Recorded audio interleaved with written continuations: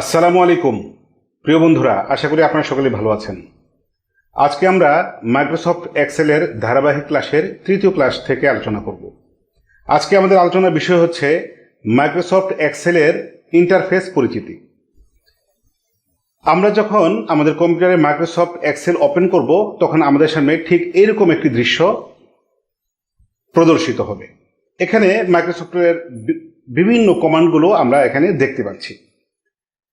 এখানে যতগুলো কমান্ড আছে এগুলোকে আমরা মোটামুটি 32টি নাম দিয়ে ভাগ করেছি। আরও যদি আমরা চুলচেরা বিশ্লেষণ করি এই 32টি চাইতো আরও বেড়ে যেতে পারে। তো দেখুন বন্ধুরা, এখানে ইন্টারফেস এলিমেন্ট, মাইক্রোসফট এক্সেলের ইন্টারফেস এলিমেন্ট কি কি আছে, আর কোনটা ওর চোখ, কোনটা নাক, মুখ, সেই পরিচিতিগুলো আমরা এখানে দেখব। দেখুন, 1 নম্বর আছে টাইটেল বার। টাইটেল বারটা কি? টাইটেল বার হচ্ছে সবার উপরে যে বারটি থাকে, তাক, বার মানে তাক, স্তবক, এইটি হচ্ছে টাইটেল বার। অর্থাৎ যে নামে আমি মাইক্রোসফট এক্সেল প্রোগ্রামটি সেভ করব ওই নামটি সবসময় এই অংশে লেখা থাকবে। আমার মাউস যেখানে আছে এই সম্পূর্ণটাই হচ্ছে টাইটেল বার। এই টাইটেল বারের বাম দিকে থাকে কুইক অ্যাক্সেস টুলবার।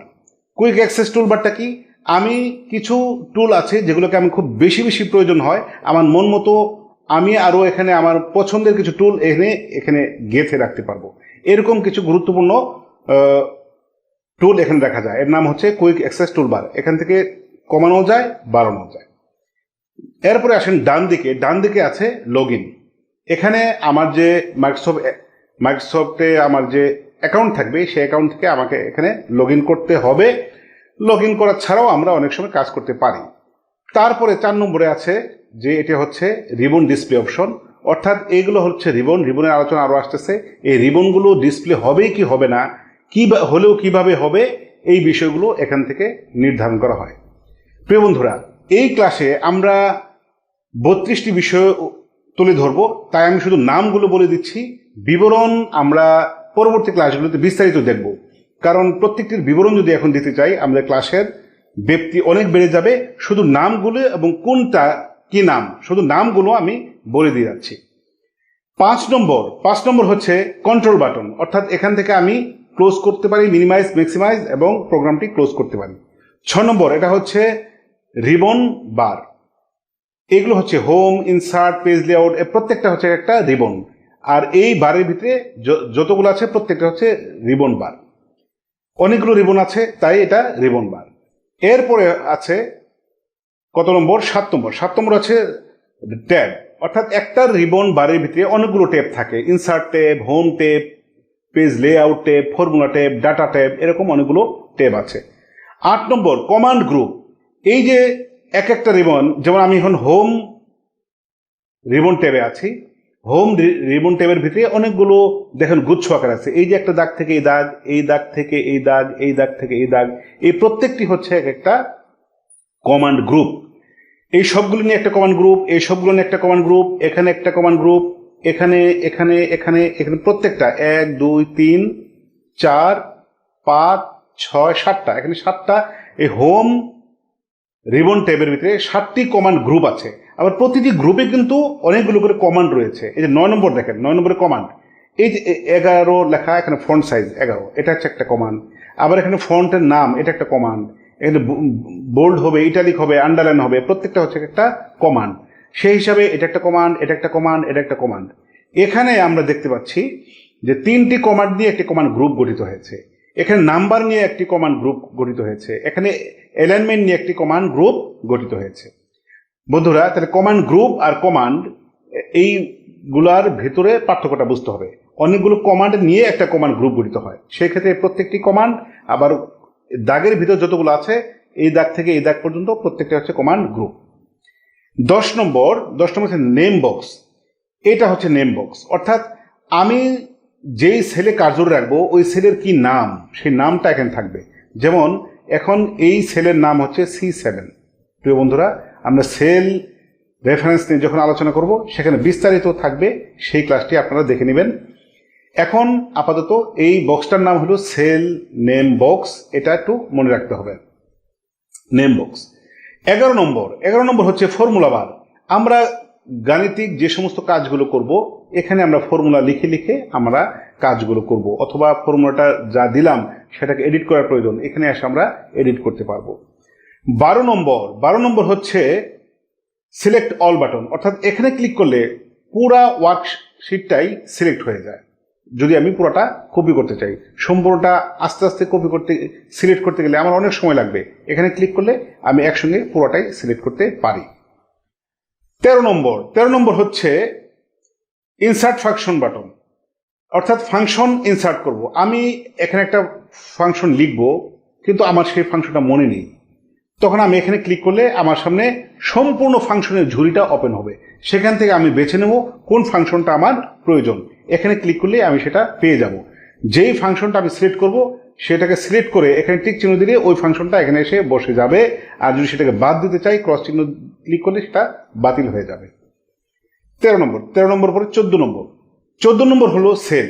এই যে যেই জায়গাটুকু লাল দাগ দেখছেন এটা হলো একটা সেল, এটা একটা সেল, এটা একটা সেল, এর প্রত্যেকটাই হচ্ছে এক একটা সেল। 15 নম্বর হচ্ছে অ্যাক্টিভ সেল। সেল তো সবগুলোই সেল, কিন্তু যার উপর আমি কার্সর রাখবো, ক্লিক করব, ওটাই হচ্ছে আমার অ্যাক্টিভ সেল। যেমন এখন 15 নম্বরে যে জায়গাটা দেখাচ্ছে এটা হচ্ছে অ্যাক্টিভ সেল, এটা হচ্ছে C7, এই যে এখানে লেখা আছে C7। যেই সেলে আমি ক্লিক করব ওটি অ্যাক্টিভ হবে এবং ওই সেলের যে নাম সেই নামটি এই নেম বক্সের ভিতরে দৃশ্যমান হবে।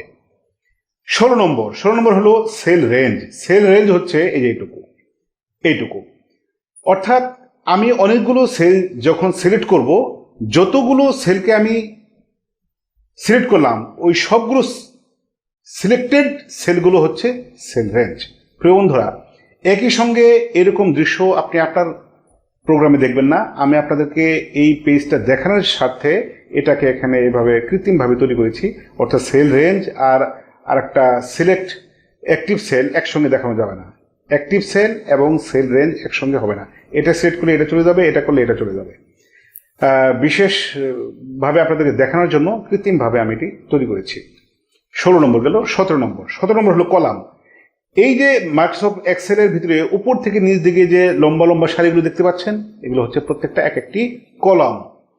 আর ডানে বামে যেগুলো আছে এটা হচ্ছে কলাম, এই যে উপরের দিকে নিচ দিকে গেছে। আর ডানে বামে যেটা থাকে এখান থেকে শেষ পর্যন্ত, আমি যদি দাগ এই পর্যন্ত দেখাচ্ছি, কিন্তু শেষ পর্যন্ত পুরোটা হচ্ছে একটা রো আর কলাম। উপর থেকে নিচের দিকে যেটা থাকবে সেটা হচ্ছে কলাম, আর ডানে বামে যেটা থাকবে সেটা হলো রো।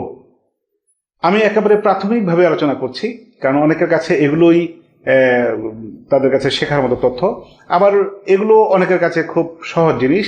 প্রিয় বন্ধুরা, আমি যারা একেবারে বিগিনার, যারা একেবারে শুরু করছেন তাদের দিকে দৃষ্টি রেখেই একেবারে এই ছোটখাটো বিষয়গুলো তুলে ধরছি। এরপরে আলোচনা করব 9 নম্বর কলাম নেম, আর 20 নম্বর হচ্ছে রো নাম্বার। প্রতিটি কলামের একটা করে নাম আছে, যেমন এই যে SRQ, প্রত্যেকটা কলামের মাথার উপরে একটা করে বর্ণ আছে, ওই বর্ণটা হচ্ছে তার নাম।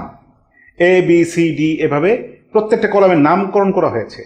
যখন Z পর্যন্ত হয়েছে তারপরে হলো AA, AB, AC, AD এভাবে নম্বর হয়েছে। আর প্রত্যেকটা রোর নাম নেই, নম্বর আছে। এ দেখুন, এই যে এখানে 20 নম্বর দেখা যাচ্ছে যে 10, 11, 12, এই প্রত্যেকটি হচ্ছে এক একটি সেল নম্বর। 21 নম্বর হলো ভার্টিক্যাল স্ক্রল বার, অর্থাৎ আমার প্রোগ্রামটি উঁচুতে অথবা নিচের দিকে যদি আমার যাওয়ার প্রয়োজন হয়, এই ভার্টিক্যাল স্ক্রল বারকে স্ক্রল করে করে আমি নিচ দিকে যেতে পারবো, আর নিচে থাকলে আমি স্ক্রল করে করে উপরে আসতে পারবো। এরকম আরেকটা আছে হরিজন্টাল স্ক্রল বার, এই যেটা, অর্থাৎ আমি যদি ডানে বামে, আমার প্রোগ্রামে ডানে বামে যাওয়ার প্রয়োজন হয়, সেক্ষেত্রে আমি এই হরিজন্টাল স্ক্রল বার স্ক্রল করে করে আমি আমার প্রোগ্রামের ডান দিকে অথবা বাম দিকে যেতে পারবো। 23 নম্বর হচ্ছে জুম স্লাইডার, অর্থাৎ এখানে দেখুন একটা মাইনাস চিহ্ন এবং প্লাস চিহ্ন আছে। আমি যদি মাইনাস চিহ্নতে ক্লিক করি আমার প্রোগ্রামটা ছোট হবে, আর যদি প্লাস চিহ্নতে ক্লিক করি তাহলে এটি ধীরে ধীরে বড় হবে। এই 23 নম্বরে যে জুম স্লাইডার, এই কাজটি আমরা আমাদের কিবোর্ডের কন্ট্রোল বাটন চেপে মাউসের যে চাকা আছে এই চাকাটা যদি ডানে সামনের দিকে অথবা পিছন দিকে স্ক্রল করি, ঘোরাই, তাহলেও কিন্তু আমার মাইক্রোসফট এক্সেলের ভিউ এটা জুম হবে বা ছোট হবে বড় হবে, ছোট হবে বড় হবে, এটা আপনারা করে দেখতে পারেন।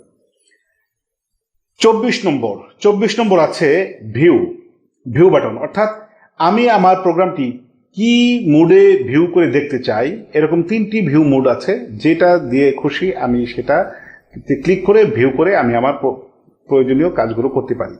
3টা অপশন আছে, আপনারা আপনাদের কম্পিউটারে 3টাতে ক্লিক করে করে দেখে নিতে পারেন। 25 নম্বর হচ্ছে ওয়ার্ক স্পেস। মাইক্রোসফট এক্সেলের যতটুকু জায়গা জুড়ে আমি কাজ করতে পারি সম্পূর্ণটাই হচ্ছে ওয়ার্ক স্পেস। আমি নিচের দিকে গেলেও ওই নিচেরটুকু সহ, অর্থাৎ যতগুলো রো আর কলম আছে পুরোটা নিয়েই আমার ওয়ার্ক স্পেস। এরপরে হলো 26 নম্বর ওয়ার্কশিট ট্যাব। এখানে একটা ট্যাব দেখতে পাচ্ছেন, এই শিটের ভিতরে আমি অনেকগুলো কাজ করেছি, এবার আমার দ্বিতীয় শিট দরকার, দ্বিতীয় শিট আনলাম, তাহলে এখানে শিট 1 এরপরে থাকবে শিট 2। তো এটা হচ্ছে শিট ট্যাব, 26 নম্বর ওয়ার্কশিট ট্যাব। এরপর 27 নম্বর হচ্ছে টেল মি অপশন, অর্থাৎ আমি বিভিন্ন কমান্ড নিয়ে কাজ করব, যদি ভুলে যাই যে কোন কমান্ডটি কোন রিবন ট্যাবে অবস্থান করছে আমি ভুলে গেছি, খুঁজে পাচ্ছি না, তাহলে এই টেল মি অপশনে আমি যদি সেই কমান্ডটা লিখে দিই যে আমি এই কমান্ডটা খুঁজে পাচ্ছি না, তাহলে এক্সেল সেই কমান্ডটি আমার সামনে খুঁজে বের করে দিবে। আমরা অনেকে এই টেল মি অপশনটা ব্যবহার করি না, কিন্তু এখানে একদিন ব্যবহার করে দেখুন, যে এই সমস্ত প্রোগ্রামগুলো আপনি খুঁজে পাচ্ছেন না যে ওই কমান্ডটা কোথায়, আপনি লিখুন, আপনি সেই কমান্ডটি পেয়ে যাবেন। 28 নম্বর হলো ফাইল মেনু। এই ফাইল মেনুর আরেকটা নাম হচ্ছে ব্যাক স্টেজ ভিউ, অর্থাৎ এখানে ক্লিক করলে আমি সেভ করা, সেভ এজ করা, প্রিন্ট করা বিভিন্ন ধরনের অপশন আমি এখানে পাবো। 29 নম্বর হচ্ছে ইনসার্ট নিউ শিট ট্যাব, অর্থাৎ আমি একাধিক শিট নিয়ে যদি কাজ করতে চাই তাহলে এই প্লাস বাটনে ক্লিক করলে আমার সামনে একটার পর একটা শিট আসতে থাকবে, একাধিক শিট আমি এখান থেকে আনতে পারবো। 30 নম্বর হচ্ছে ডায়লগ বক্স লঞ্চার, অর্থাৎ এখানে ক্লিক করলে যে এটা আমি মাউস যেখানে দেখতে পাচ্ছেন এখানে ক্লিক করলে আমার সামনে একটা ডায়লগ বক্স ওপেন হবে। কোন ডায়লগ বক্স ওপেন হবে? এই যে এক একটা কমান্ড গ্রুপ, যেটা একটু আগে বলেছিলাম যে এক একটা কমান্ড গ্রুপ রয়েছে, এই কমান্ড গ্রুপের ভিতরে আরো কিছু কমান্ড রয়েছে যে সবগুলো কমান্ড এখানে আনা সম্ভব হয়নি, অথবা সবচেয়ে বেশি প্রয়োজন পড়ে এই কয়েকটা কমান্ড, এই কয়েকটা এখানে দিয়েছে, আরো বেশি যদি কমান্ড চান তাহলে এই অপশনটাতে ক্লিক করলে আমার সামনে একটা ডায়লগ বক্স ওপেন হবে। তো এখানে ক্লিক করলে আমরা আর একটা করে নতুন ডায়লগ বক্স পাবো, অর্থাৎ আরো বেশি অপশন সেখানে থাকবে।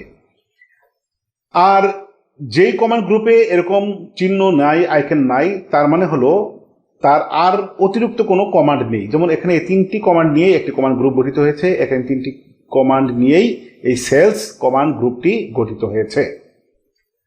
30 নম্বর। এরপর 31 নম্বর রেডি। এই যে সবার নিচে যে আড়াআড়ি ভাবে যে বারটি দেখতে পাচ্ছেন হচ্ছে রেডি বার। এই রেডি বারের ভিতরে আমি যখন বিভিন্ন গাণিতিক ফাংশন নিয়ে কাজ করব, আমি বিভিন্ন সংখ্যা ডেটা নিয়ে কাজ করব, সেই ডেটাগুলোর বিভিন্ন তথ্য এখানে দৃশ্যমান হবে। প্রিয় বন্ধুরা, আমি যেহেতু এখানে বিভিন্ন ডেটা নিয়ে এখন কাজ করছি না, তাই এই সম্পূর্ণ ব্ল্যাঙ্ক সাদা দেখাচ্ছে, কিন্তু যখন আমরা কাজ করব তখন আমরা এটা নিয়ে আমি আলোচনা করব, দেখবেন এখানে বিভিন্ন তথ্য উপস্থাপিত হবে। 32 নম্বর গ্রিড লাইন। প্রিয় বন্ধুরা, গ্রিড লাইন হচ্ছে এই যে এক ধরনের দাগ দেখতে পাচ্ছেন, এই যে প্রতিটা সেল রো এরকম দাগগুলো দেখতে পাচ্ছেন, এগুলো বলা হয় গ্রিড লাইন। এগুলো প্রিন্ট দিলে গ্রিড লাইন প্রিন্টে আসে না, কিন্তু এখানে দেখুন এই গ্রিড লাইনে যখন আমি বর্ডার দিয়ে দেব তখন এটা প্রিন্ট করলে এটা প্রিন্ট অপশনে আসবে। তাহলে গ্রিড লাইন প্রিন্টে আসে না, আর বর্ডার লাইন করে ফেললে ওই কলামগুলোতে যখন আমি বর্ডার করে ফেলবো তখন সেখানে প্রিন্ট দিলে সেই বর্ডারগুলো দৃশ্যমান হবে। তো প্রিয় বন্ধুরা, এই ছিল আজকের ক্লাসের মাইক্রোসফট এক্সেলের ইন্টারফেস পরিচিতি। কোনটার কি নাম এগুলো আমাদেরকে খুব ভালোভাবে জানতে হবে। যদি আমরা এগুলো খুব ভালোভাবে দেখে নিতে পারি তাহলে আমরা মাইক্রোসফট এক্সেলে খুব সুন্দরভাবে, সাবলীলভাবে, খুব ক্ষিপ্ততার সাথে, দ্রুততার সাথে বিভিন্ন কাজগুলো করে ফেলতে পারবো। প্রিয় বন্ধুরা, এটা একদিনে মুখস্থ হবে না, আমরা প্রতিদিন যদি একটু একটু করে ট্রাই করতে থাকি তাহলে দেখবো এগুলো সবকিছু আমাদের কাছে খুব সহজ হয়ে গেছে। তো প্রিয় বন্ধুরা, ক্লাসটি যদি আপনাদের পছন্দ হয়ে থাকে তাহলে আমার চ্যানেলটি সাবস্ক্রাইব করুন, লাইক করুন, আর কোনো প্রশ্ন থাকলে কমেন্ট বক্সে লিখে দিন, আমি আপনাদের ফিডব্যাক দেওয়ার জন্য চেষ্টা করব। আপনাদের সকলের সুস্বাস্থ্য কামনা করে আজকের ক্লাস এখানে শেষ করছি। আল্লাহ হাফেজ।